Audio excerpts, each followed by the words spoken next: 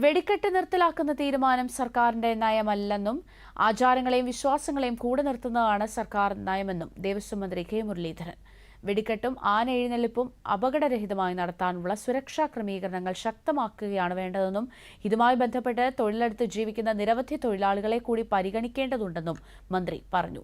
മുണ്ടത്തിക്കോട് ദുരന്തബാധിതർക്കായി Lulu group chairman M A. Yusuff Ali പ്രഖ്യാപിച്ച സഹായധനം തൃശൂർ കളക്ട്രേറ്റിൽ നടന്ന ചടങ്ങിൽ വെച്ച് ദുരന്തബാധിതരുടെ ബന്ധുക്കൾക്ക് കൈമാറിയ ശേഷം സംസാരിക്കുകയായിരുന്നു മന്ത്രി.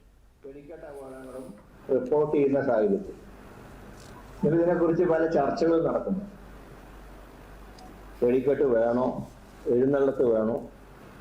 പക്ഷെ ഒരു കാര്യം നമുക്കറിയാം, സംസ്ഥാന സർക്കാരിനെ സംബന്ധിച്ച് ഞങ്ങളുടെ നയം എന്ന് പറയുന്നത് ആചാരങ്ങളും അനുഷ്ഠാനങ്ങളും ഉത്സവങ്ങളും നിലനിർത്തണം എന്ന് തന്നെയാണ് സംസ്ഥാന സർക്കാരിന്റെ ആഗ്രഹം.